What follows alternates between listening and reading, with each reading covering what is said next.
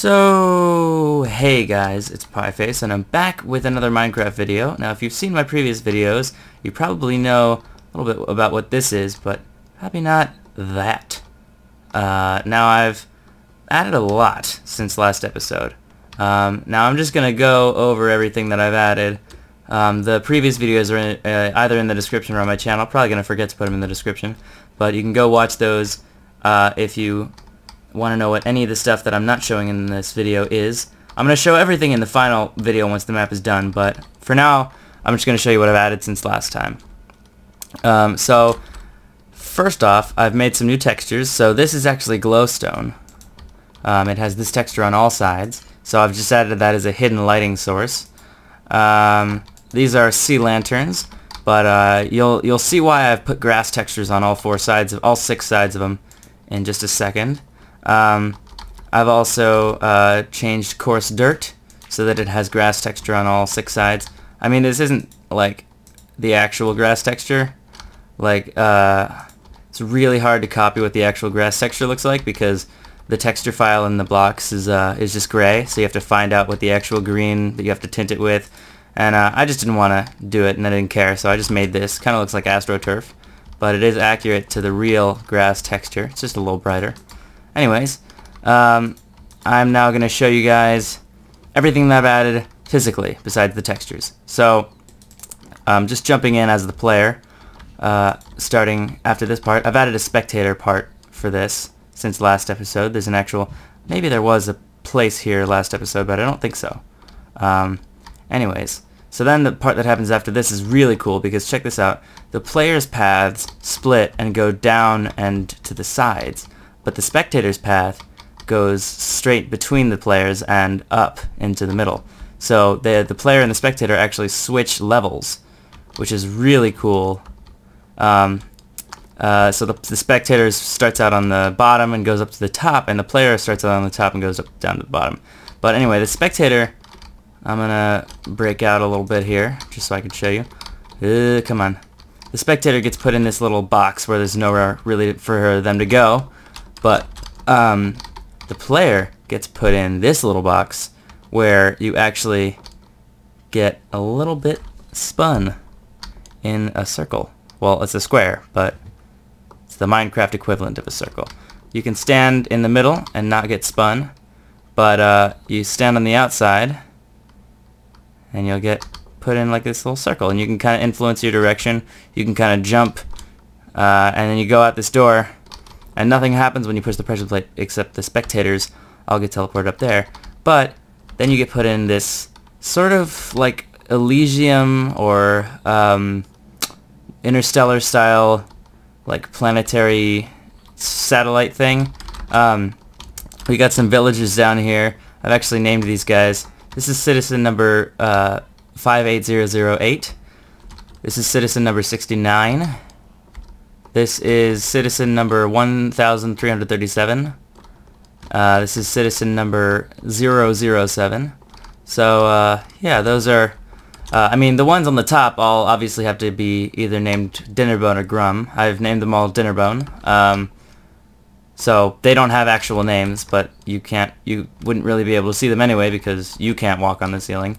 But I've just added them to give the effect of, like, gravity is, like, reversed on the inside of this thing. But it isn't actually, so you kind of have to do a little bit of parkour to get up to the top, because obviously there's going to be parkour at some point.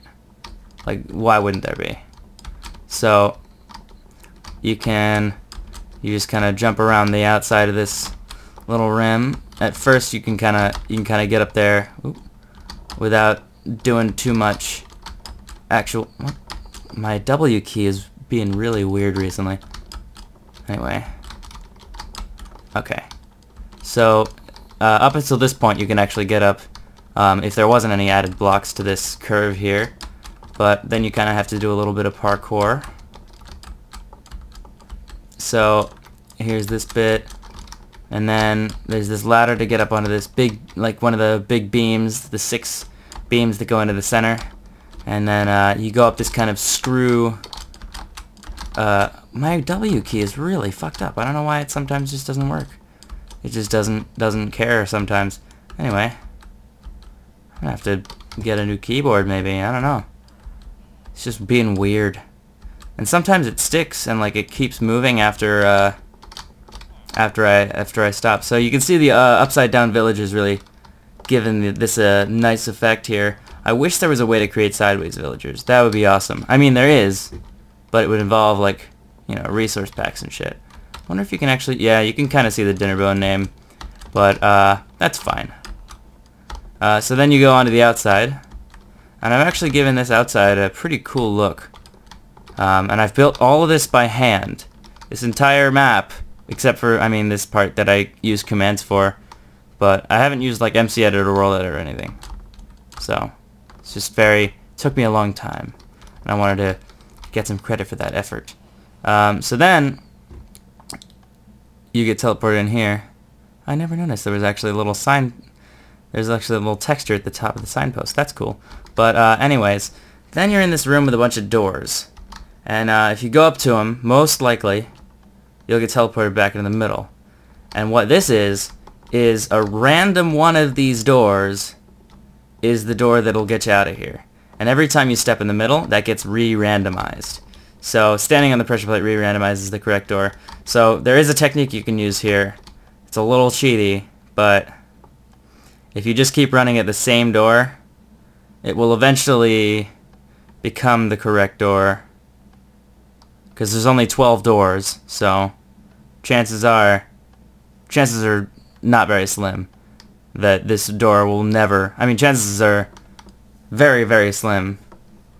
Well, chances are literally zero, actually, that this door will never become the correct door. There it is. So, does actually work. It is actually randomized. I mean, Vsauce would not agree, but it is as random as it could possibly be. Because I'm just using Minecraft's @r command. Well, @r targeting system. But, the spectator actually gets teleported up here into this box to see the player running around to different doors, hopefully. Not just the same one over and over again like I just did. But they'll just stay in there, and then the player will get teleported above whatever door they walked in up to the top. So I'm now going to explain the redstone behind all this that I've added this episode, which is really just that minigame. There's not much other, I mean there's redstone for this actually, so I'll explain that. But yeah, essentially, let me go over to my command blocks over here and I will tell you guys all about it. So what's going down here is, let's see, yep, this one, this one, this one, yep, okay. Is that one part of it? No. So, these 7 command blocks are what I've added since last time. This one right here just makes it night all the time. It actually makes it perfectly night all the time. You can see that moon's like vibrating a little bit. Just a little. Because it's trying to move, but it keeps getting put back in that location. So, let's see. So these first 4 are for that spinning room. And you can see here, I'm just going to grab some barriers so I can stand 1 block above all these. Let's see. Let me just build a little thingy around here. Alright. Good. Shit. Okay. So, what's happening here is, these 4 types of blocks that I would never use, ores, they are some of the ugliest blocks in the game, unless you're building a cave. There's no use for them.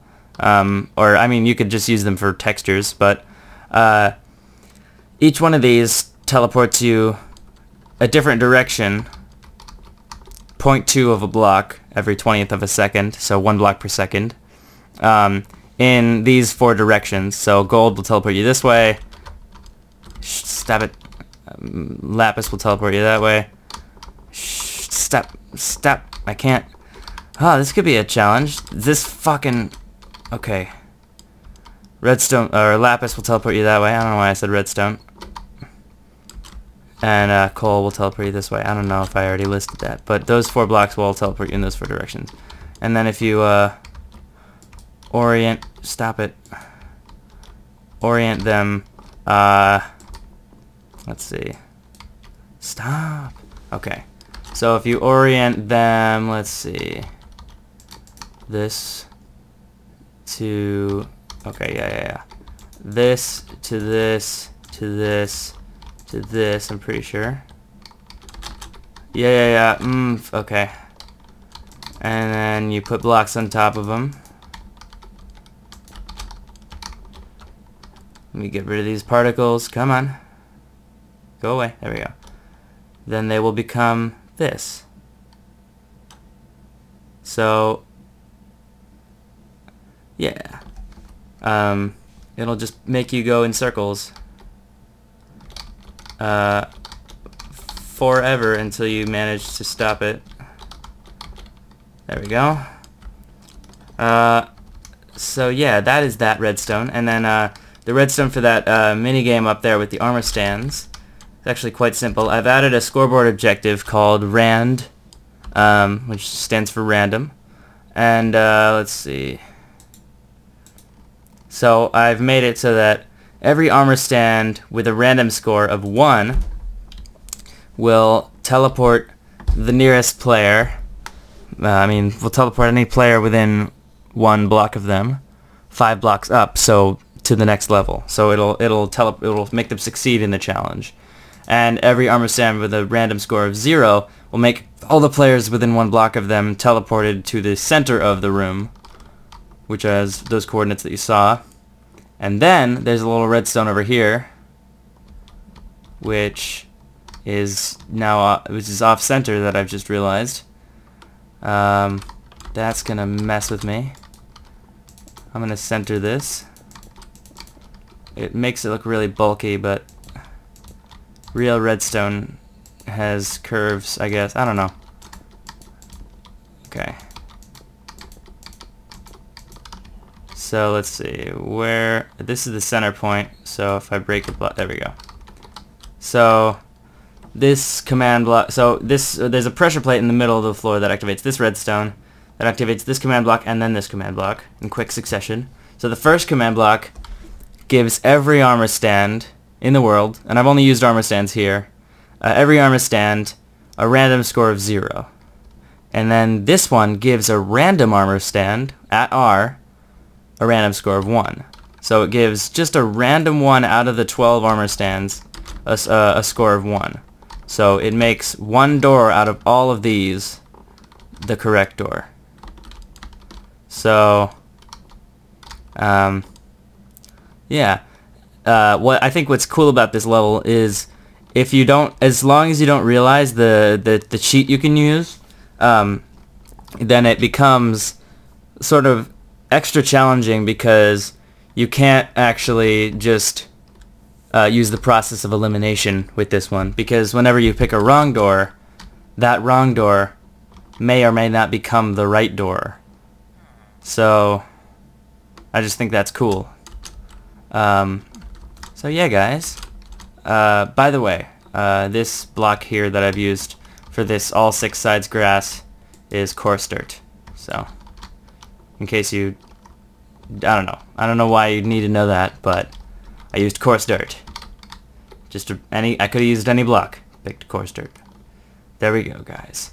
I'm pretty sure that's all I wanted to say in this video. So remember to like, comment, and subscribe to this channel and my second channel. Follow me on Twitter, PieFaceBro. And yeah, guys, I will see you next time. Bye.